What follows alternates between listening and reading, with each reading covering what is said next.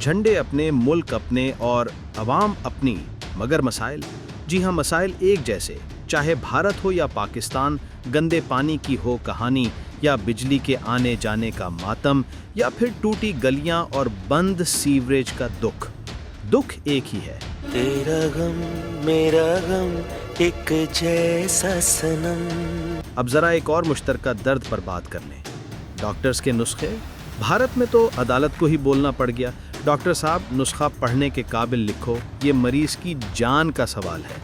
जी हाँ, पंजाब और Haryana high court ने वाज़ेह हुक्म जारी किया कि डॉक्टर्स अब कैपिटल लेटर्स में लिखें ताकि फार्मेसी वाला दवाई समझे, जहर ना पकड़ा दे।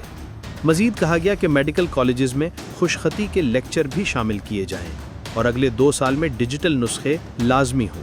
अब सोचने की बात यह है कि ये हुक्म सिर्फ भारत में नहीं, पाकिस्तान में भी होना चाहिए, क्योंकि यहाँ भी मेडिकल स्टोर वाले डॉक्टर की लिखाई देखकर ऐसे लगते हैं जैसे कुराए फाल खींच रहे हों, और मरीज़ दुआ करता है कि जो कुछ हाथ में आया है वो दवाई हो, जहर ना हो। दोस्तों, ये कोई मजाक नहीं है।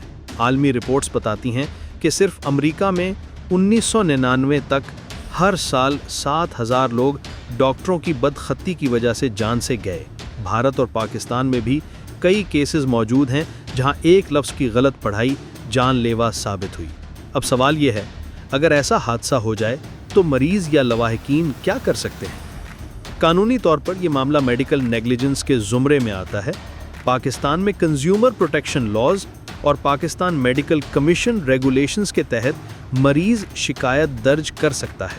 अदालत डॉक्टर से वजाहत तलब कर सकती है, और अगर नुस्खा लिखाई की वजह से नुकसान हुआ हो तो डॉक्टर को गफलत यानी नेग्लिजेंस का मुर्तकिब माना जा सकता है।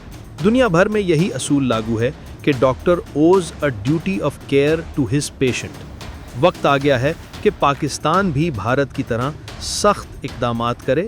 कम से कम बड़े अस्पतालों और शहरों में डिजिटल नुस्खे लाजमी कर दिए जाएं ताकि गलती का इम्कान ख़त्म हो, और अगर डॉक्टर हाथ से लिखे तो वो लिखाई ऐसी हो कि प्राइमरी स्कूल का बच्चा भी पढ़ सके, वरना कल को जब तारीख लिखी जाएगी तो ये भी लिखा जाएगा कि मरीज़ दवा से नहीं, डॉक्टर की लिखाई से मर गया।